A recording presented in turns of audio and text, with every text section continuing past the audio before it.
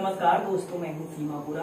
दोस्तों, आज हम आपको माइग्रेन सिर दर्द की समस्या को दूर करने वाले कुछ लाभकारी अभ्यास बताएंगे।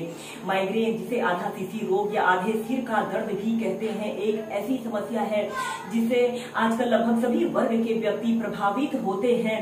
दोस्तों, माइग्रेन से पीड़ित व्यक्ति के आधे सिर में बहुत तीव्र दर्द होता है और यह दर्द 2 घंटे से लेकर 2 दिनों तक रह सकता है। जो तेज प्रकाश या रोशनी या फिजिकल एक्टिविटी करने पर यह दर्द और अधिक बढ़ जाता है। दोस्तों, माइग्रेन से पीड़ित व्यक्ति के आंखों की रोशनी भी प्रभावित होती है। उसके आंखों के ऊपर बहुत तीव्र दर्द का एहसास होता है और उसे जब माइग्रेन का दर्द उठता है तो उसे अक्सर उल्टी आना, जी मचलना, किसी भी चीज में मन न लगना जैसी गतिविधियां उत्पन्न हो जाती हैं। दोस्तों, माइग्रेन एक ऐसी समस्या है जिसका मॉडर्न मेडिकल साइंस में कोई परमानेंट इलाज नहीं है।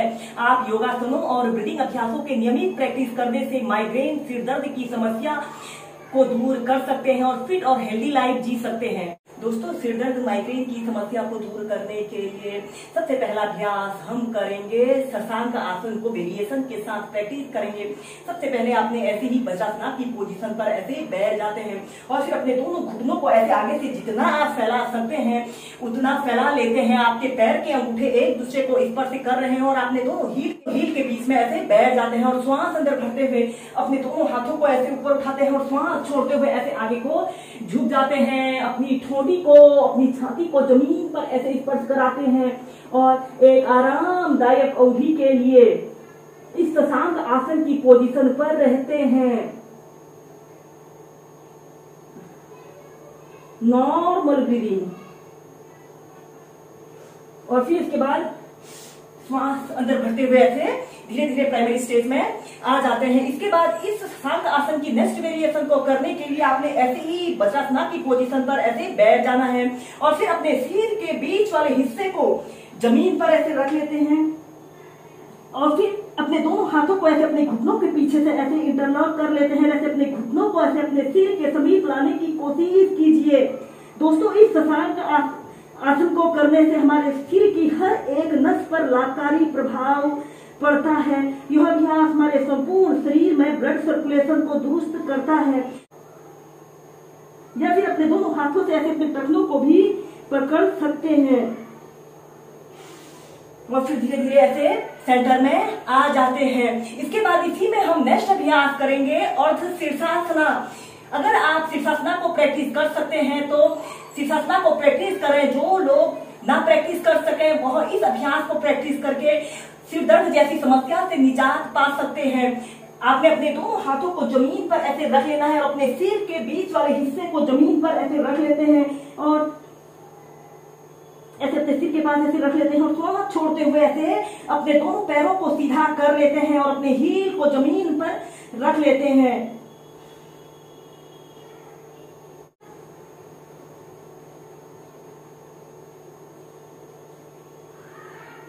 और फिर धीरे धीरे ऐसे अपने घुटनों को जमीन पर ऐसे रखते हुए ऐसे सेंटर में आ जाते हैं। अब हम करेंगे सर्वांग आसन और ऊर्ध्व पद्मासना को एक साथ प्रैक्टिस करेंगे। दोस्तों, ऊर्ध्व पद्मासना एक एडवांस पोज है और इस अभ्यास को करने के लिए आपको पद्मासना और सर्वांग आसन को अच्छी तरह से प्रैक्टिस करना आना चाहिए। सबसे पहले आपने ऐसे पीठ के बल सीधे लेट जाना है और फिर अपने दोनों हाथों को ऐसे अपने थाइस के पास ऐसे रख लेते हैं और श्वास अंदर भरते हुए ऐसे अपने दोनों पैरों को ऐसे 90 डिग्री के एंगल में ऐसे उठा लेना है और फिर इसके बाद आपने अपने शरीर का समस्त भार अपने कंधों पर ऐसे रखते हुए ऐसे अपने दोनों पैरों को सीधा कर लेते हैं। आपके दोनों पैर बिल्कुल सीधे और पंजे ऊपर की तरफ तने हुए हों। इस अभ्यास को करते समय हमारे शरीर में ब्लड सर्कुलेशन हमारे लेग से हमारे ब्रेन की तरफ हो रहा है और यह अभ्यास हमारे शरीर की हर एक नस पर लाभकारी प्रभाव छोड़ता है। दोस्तों, माइग्रेन को हम सिंपल लैंग्वेज में समझ सकते हैं कि माइग्रेन एक न्यूरोलॉजिकल डिसऑर्डर है। इस समस्या से पीड़ित व्यक्ति के आधे सिर में तीव्र दर्द की शिकायत रहती है। इस अभ्यास को करने से हमारे शरीर में ब्लड सर्कुलेशन दुरुस्त होता है। ऐसे ही इस सर्वांग आसन को आप 2 मिनट से लेकर 5 मिनट तक नियमित प्रैक्टिस कीजिए। ऐसे ही जब आप सर्वांग आसन को अच्छी तरह से और एक आरामदायक स्थिति में लगा लेते हो तो इसी में हम ऊर्ध्व पद्मासन को प्रैक्टिस करेंगे। करने के लिए आपने अपने राइट पैर को लेफ्ट थाइस के पास ऐसे रख लेते हैं और लेफ्ट पैर को राइट थाइस के पास ऐसे रख लेते हैं। ऐसे आपने पद्मासन को लगा लेते हैं और अपने दोनों हाथों को ऐसे अपने कमर के पास रखते हुए एक आरामदायक अवधि के लिए इस अभ्यास को प्रैक्टिस करें।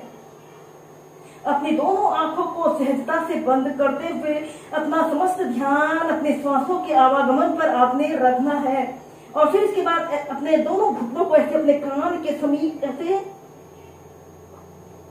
लगाने की कोशिश करते हैं।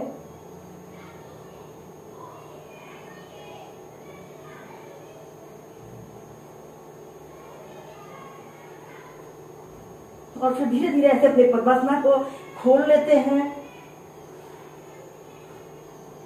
और फिर धीरे धीरे से प्राइमरी स्टेज में आ जाते हैं। ऐसे ही इस अभ्यास को आप 4 से 5 बार नियमित प्रैक्टिस कीजिए।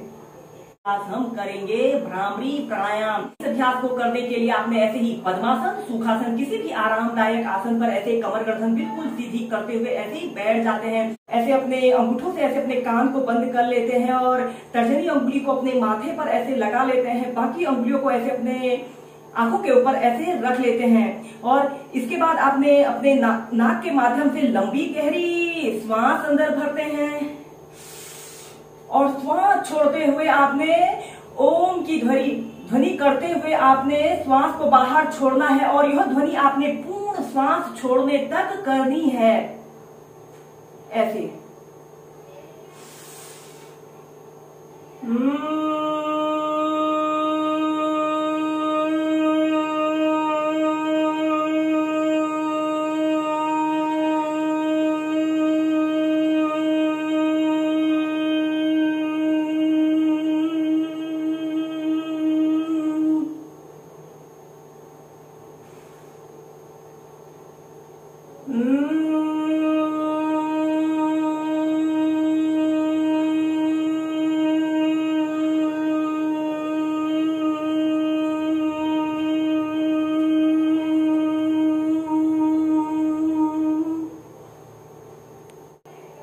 और फिर धीरे धीरे ऐसे अपने हाथों को हटा लेते हैं। ऐसे ही इस अभ्यास को आप 7, 11, 21 तक नियमित प्रैक्टिस कीजिए।